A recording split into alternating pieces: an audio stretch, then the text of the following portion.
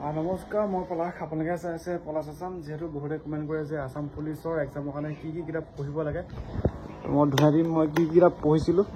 তো ইয়াতে মোৰ হ'ল পঢ়া টেবুল।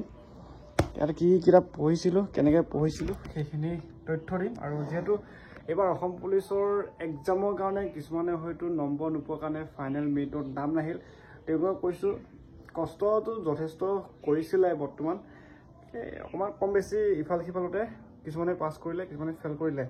এতিয়া কিছুমানৰ হয়তো বয়স গুচি যাওঁ হৈছে। তো তাৰ কাৰণে কৈছোঁ নিউ ভেকেঞ্চি আহিব, কিন্তু সেই আমি কৰা ভুলখিনি ক'ত কি ভুল কৰিলোঁ সেইখিনি শুধৰাব লাগিব। যিহেতু আগতে ময়ো 4-5 বাৰ মই ইণ্টাৰভিউৰ লগত জড়িত ভুল কৰিছিলোঁ, সেইখিনি কথা গম পাওঁ কি ভুল কৰিছিলোঁ। সেইখিনি শুদ্ধনি কৰিবলৈ ট্ৰাই কৰি আজি কিবা এটা মানে সফল দিশত অকণমান হ'লেও সফল দিশত পাইছোঁ। আৰু এতিয়া মই দেখা দিম কি কিতাপ পঢ়িছিলোঁ। প্ৰথমে দেখাইছোঁ প্ৰশ্ন, অসম পুলিচৰ প্ৰশ্ন কোনখন। যিহেতু এইবাৰ নতুনকৈ যোনসকলে দিব তেওঁলোকক কৈছোঁ অসম পুলিচৰ পেপাৰ এনেকৈ আহিব। ইয়াতে দেখা পাইছা মোৰ এইটো ৰোল নং আছিলে, প্লাছ টোটেল মাৰ্ক আছিলে 50 নম্বৰ আৰু কুৱেশ্যন আহিছে 100টা। মানে অসম পুলিচৰ ফিজিকেল পাছ কৰাৰ পিছত ল'ৰা হওক ছোৱালী হওক, প্ৰথমে যিহেতু ফিজিকেল হয়, ফিজিকেল পাছ কৰাৰ পিছত এক্সাম হ'ব। তো এক্সামত ইয়াত 100টা কুৱেশ্যন থাকিব। দেখা পাইছা 100টা কুৱেশ্যন, মাৰ্ক থাকিব 50। আৰু ইয়াত সময় আছিলে 10 বজাৰ পৰা 12টালৈকে, মানে 2 ঘণ্টা পৰীক্ষা হৈছিলে। আৰু এটা কুৱেশ্যনত এনেকৈ মাৰ্ক আছিলে, মই ধুনীয়াকৈ দেখা দিম। এইখনেই হৈছে কুৱেশ্যন। বাকী এই 3rd গ্ৰেড ADRE দিছিলোঁ, ADRE 4th grade 3rd grade দিছিলোঁ। আৰু এইটো অসম পুলিচৰ যোনে অসম পুলিচৰ এক্সাম দিব তেওঁলোকক কুৱেশ্যন কেইটামান দেখুৱাই দিম। এনেকৈ থাকিব। এইটো চিল পেক হৈ আছে ধুনীয়াকৈ চিল পেক। তো প্ৰথমে আহিছে গামাৰ মই কেইটা ভুল কৰিলোঁ চোৱা, দেখাই দিছোঁ। গামাৰ এইখিনি গোটেই গামাৰ পাতটো গোটেই ভুল, মাত্ৰ গামাৰ 3টা শুদ্ধ হৈছে। মোৰ ইংলিছটো ইমান ভাল নহয়, গামাৰ 3টা শুদ্ধ হৈছে। বাকী ৰিজনিং এইকেইটা হ'ল ৰিজনিং, দেখা পাইছা ৰিজনিং এনেকুৱাকৈ আহিব। অংক ইমান টান নাহে, চিমুল আহিব। বাকী অসম আৰক্ষীত বা SSC GD কনষ্টেবল হওক যোনসকলে পৰীক্ষা এটেম্প কৰিছে বা এক্সামটো বেয়া হৈছে তেওঁলোকক কৈছোঁ তোমালোকে গম পোৱা হয়তো গামাৰ মাৰ্ক উঠাবলৈ বহুত সহজ হয়, কিন্তু মোৰ গামাত এইবাৰ অসম পুলিচত 3টা শুদ্ধ হৈছে গামাৰ। বাকী ৰিজনিং বেছি শুদ্ধ হ'লে এইকেইটা ৰিজনিং এইখিনি দেখা পাইছা। ৰিজনিং এইখিনি এটা ধুনীয়াকৈ দেখাই দি আছোঁ। ৰিজনিং এইখিনি প্ৰায়ভাগ মোৰ ৰিজনিং বেছি শুদ্ধ হ'লে আৰু জিকে। এতিয়া ৰিজনিঙত এনেকুৱা আহে প্ৰশ্ন, ইমান টান নাহে। যোনে মানে ৰিজনিং কৰি ভাল পায় তেওঁলোকে গমেই পাব। এইখিনি চব ৰিজনিঙৰ পাৰ্ট হয়। এইখিনি হ'ল আমাৰ জিকে, সাধাৰণ জ্ঞান অসম পুলিচৰ। যিহেতু ইয়াত প্ৰশ্ন আছে অসমৰ পুলিচ প্ৰশিক্ষণ মহাবিদ্যালয় ক'ত অৱস্থিত, যেনেকৈ দেৰগাঁও এনেকৈ আহিব, নগাঁও, দেৰগাঁও, দুধনৈ, ডিগবৈ। তো সেনেকুৱা ধৰণৰ কুৱেশ্যন আহে, বেছি টান নাহে, তেনেকৈ দেখাই দিছোঁ এনেকুৱা ধৰণৰ। আৰু লগতে এইখন আমাৰ মৰিগাঁও চাৰ্ণবিল নে কি তাতে আছিলে।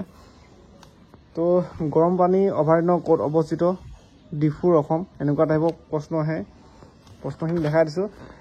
বেছি টান প্ৰশ্ন আহে, তোমালোকে খালি ভালকৈ পঢ়া, এক্সাম খালি ভালকৈ দিয়া। এইবাৰ যোনসকলে ফিজিকেল টেষ্ট সাজু হৈ আছে এক্সামৰ এনেকুৱা ধৰণৰ প্ৰশ্ন আহে। আৰু মোৰ এডমিটটো এইটো হৈছিলে, ইয়াতে আছে এডমিটখন, এইখন ইয়াতে এডমিট আছে। তো তেনেকুৱা ধৰণৰ কথা। আৰু এইখিনিয়ে ইয়াত দেখা পাইছে কোন চনৰ অসমৰ 4ৰ্থ তেল সন্থাৰ মানে নুমলীগড় কিমানত হৈছিলে বা এইটো ইমান ডাঙৰ প্ৰশ্ন নাহে, ইমান চব সহজ প্ৰশ্ন আহে, খালি ভালকৈ এক্সামৰ কাৰণে পঢ়িব লাগিব। এতিয়া মই প্ৰশ্নখিনি দেখাই দি আছোঁ। এনেকুৱা ধৰণৰ প্ৰশ্ন আহিছিলে। যিহেতু বহুতে কমেণ্ট কৰে যে দাদা অসম পুলিচৰ এক্সাম কিমান নম্বৰ থাকে, কিমানটা কুৱেশ্যন থাকে, তো সেইটো কাৰণে ভিডিঅ'টো বনালোঁ।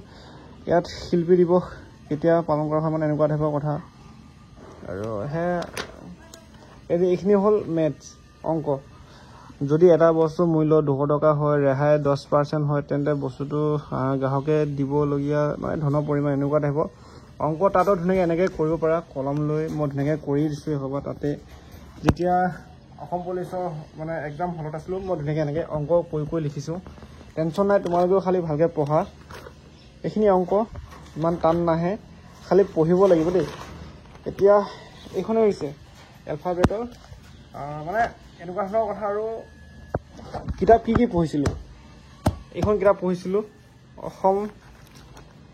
ইয়াত মই কিতাপ কেনেকৈ পঢ়িছিলোঁ, ইয়াতে বহুতখিনি মানে বিষয়ৰ ওপৰত আছে। ইয়াতে দেখা পাইছা, এইখিনি এনেকৈ ধুনীয়াকৈ মই পঢ়িছিলোঁ, এসোপা পঢ়িছিলোঁ এনেকৈ কিতাপ। এয়া কিতাপ বহুত কিতাপ পঢ়িব লাগিব, যথেষ্ট কিতাপ পঢ়িব লাগিব। আৰু মেইনকৈ অসম ইয়ে বুক, মই এখন অসম পুলিচৰ কাৰণে যেতিয়া ফিজিকেল পাছ কৰি 2023 চনৰ মানে 2023তে কিনা এখন অসম ইয়ে বুক। ইয়াতে বহুতখিনি আছে, ইয়াতে চিলেবাছ আছে, চিলেবাছ পঢ়িব লাগিব। এইখিনি যিখিনি পঢ়িছিলোঁ চব দাগ দিয়া আছে। মোৰ এসোপা পঢ়ি এফালৰ পঢ়ি গৈছোঁ, চব এনেকৈ দাগ দি গৈছে এসোপা। এই গ্ৰীণকৈ গোটেই দাগ দি লৈছোঁ মানে গোটেই সোপা। তোমালোকেও যাতে এসোপা দেখা পাইছা, এনেকৈ পঢ়িছিলোঁ, উপায়তো নাই। এখন পঢ়ি মানে টোটেলি শেষ কৰিছিলোঁ এখন পঢ়ি, কিন্তু বেছি মাজে মাজে কেইটামান পাৰ্ট আছে, টোটেলি পঢ়ি শেষ কৰিছোঁ এখন। লগতে এখন ভাৰতৰ ইয়ে বুক, যোনসকলে SI অসম পুলিচৰ SI চাব ইন্সপেক্টৰৰ কাৰণে ভাৰতৰ হিষ্ট্ৰী, অসমৰ হিষ্ট্ৰী A to Z ইয়াত পাবা। ভাৰতৰ ইয়ে বুক 2025 কিনিছিলোঁ।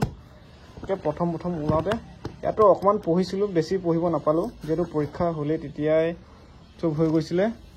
দেখা পাইছা কি ধুনীয়াকৈ আছে, A to Z আছে ইয়াত, A to Z আছে এখনত, ইমান টেনশ্যন কৰিব নালাগে। ভাৰতৰ ইয়ে বুক কিনি লোৱা, A to Z পাবা।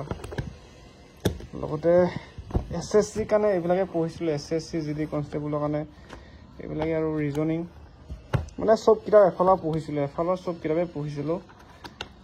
বেলেগ কিতাপ চালে বহুতখিনি জ্ঞান পায়, যিহেতু ইয়াতো মই SSC কাৰণে এনেকৈ পঢ়িছিলোঁ। ইয়াতো SSC বৰ্তমান SSC মাৰ্ক নাহিলে, তো সেইটো কাৰণে এতিয়া অসম আৰক্ষী আৰু বৰ্তমান তো সেই দেখা পালা।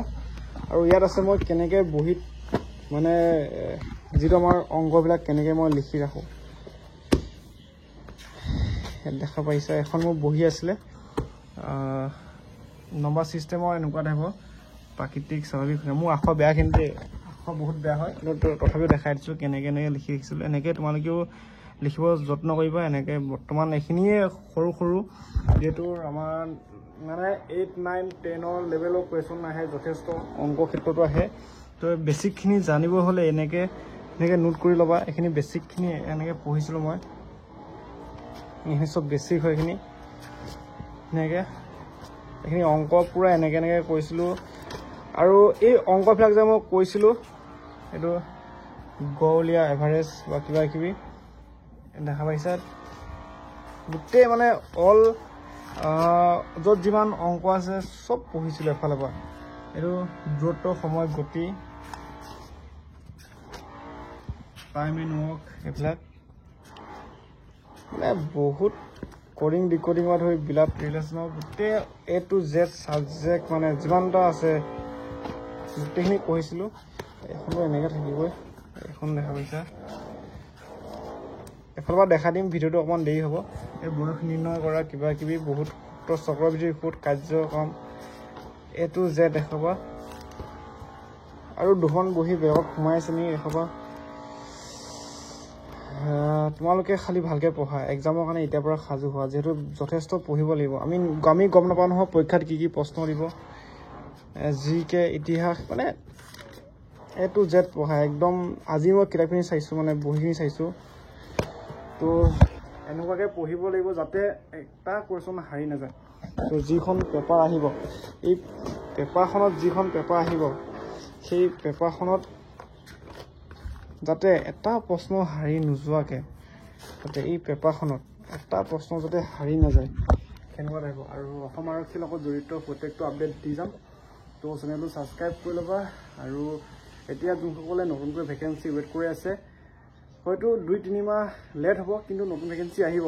কিন্তু আহিলে আমি যে লগতে ফিজিকেল এক্সাম পঢ়ি যে ইণ্টাৰভিউ দিম, পিছত যে ভাল ফল এটা সুধিবলৈ পাম, সেইটো মিছা কথা। এতিয়া যোনসকলে চাকৰি পাইছে, তোমালোকৰ ঘৰৰ ওচৰৰ মানে ককাকৰ ল'ৰা বা মানে এনেকুৱা টাইপৰ ককাইদেউ, যোনবোৰ ভাইটিয়ে পাইছে বা বাইদেৱে পাইছে, এনেকুৱা ধৰণৰ যোনসকলে চাকৰি পাইছে মানে ওচৰৰ চুবুৰত, তোমালোকে সুধিবা যে কেনেকৈ কি কৰিলে চাকৰি পাম। তেওঁলোকে ক'ব যে আমি বহুত দুবাৰ ইণ্টাৰভিউ মাৰি চাকৰি পাইছোঁ। হয়তো কিছুমানৰ কপাল ভাল আছে, কষ্ট কৰিছে, এবাৰেই পাইছে। তো সভাগ বহুতবাৰ ইণ্টাৰভিউ দি পাইছে। তো এতিয়া আজিৰ ভিডিঅ'টো এইটোৱে শেষ, মানে এইটোৱে আছিলে এক্সামৰ কাৰণে কি পঢ়িবা। অসম পুলিচৰ কাৰণে অসম বুকখন ল'বা মেইনকৈ, নহ'লে ভাৰতৰ বুকখন ইয়াতে চব পাই যাবা। আৰু SSC কাৰণে চাব ইন্সপেক্টৰ কাৰণে এইবিলাক আছে, sub inspector, SSC, head constable, GD।